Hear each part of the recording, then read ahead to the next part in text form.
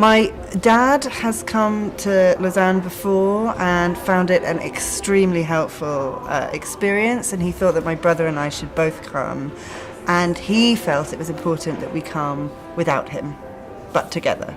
My motivation, well, I was recommended it by my father and John, the estate manager, who's been here a lot of times, and he's always raved about it and always said it's been fantastic. And Dad's been out 2 times before, once for his sisters and once by himself, and a lot of his ideas have come back from here, and he was very keen to take me and my brother and my mother out here and just sort of bring us into the family, into sort of the ideals of family business and and your ideas, which has been really useful and quite interesting as well. I think it's important for me to learn more about family business, as I'm in the family business, as well as I'm associated with an association which is a lot of family business people, a group of people. We are gathering together so that I can learn more information and share by that time. I also had alternative motivations to come. I've done an MBA before this. It made me increase my desire for self-development and everything. You know, the reputation of IMD is pretty amazing. So to have a chance at being able to come here and give more value myself to the business was something I've always wanted to do.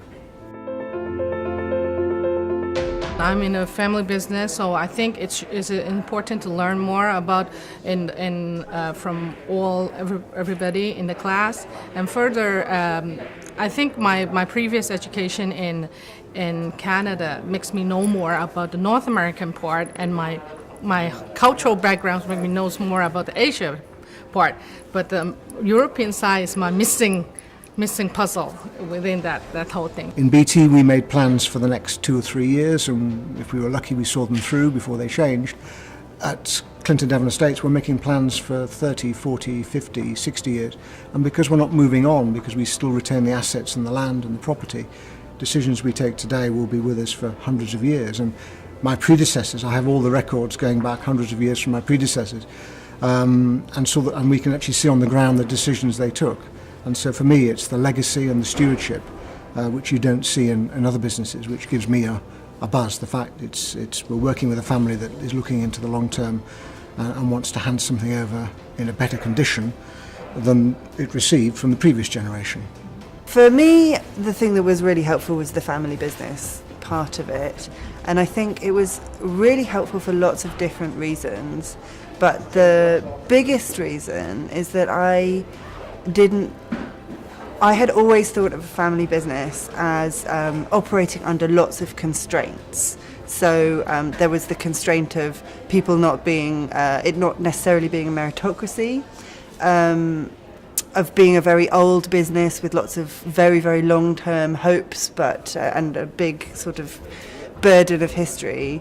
And I think now I think of family business as something that has constraints but also advantages, and that's a really big change for me.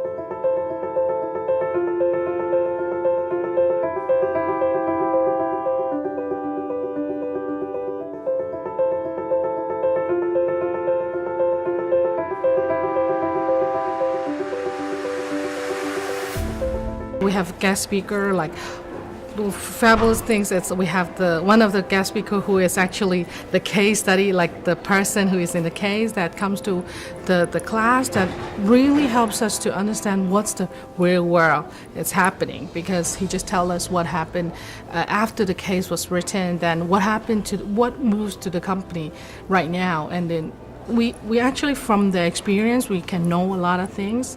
I think the first one is for families and the family to, the extended family, to really understand their values and communicate, and be clear about how the business, the estate in our case, fits with the family's objectives and needs, not just today but the next generation and potentially the generation after that. That's the first thing, and you only do that through dialogue and communication, and we've learned some techniques here over the last week about how you structure that and how you might put some of those dialogues in place in a formal and informal way.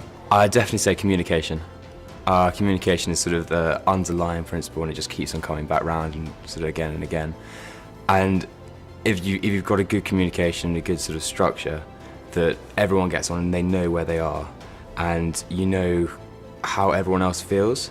So if there is a disagreement point, then you can go back to that and talk it over and find maybe a compromise or a way forward, and that can be seen in all the models that we've looked at, and then use the thinking behind it. It's a great environment for your brain to think in different ways, and I've just enjoyed being here and kind of soaking up all of the out of the box, for want of a better expression, thought, and trying to then channel that thought into where I'm going personally and where the business is going to go.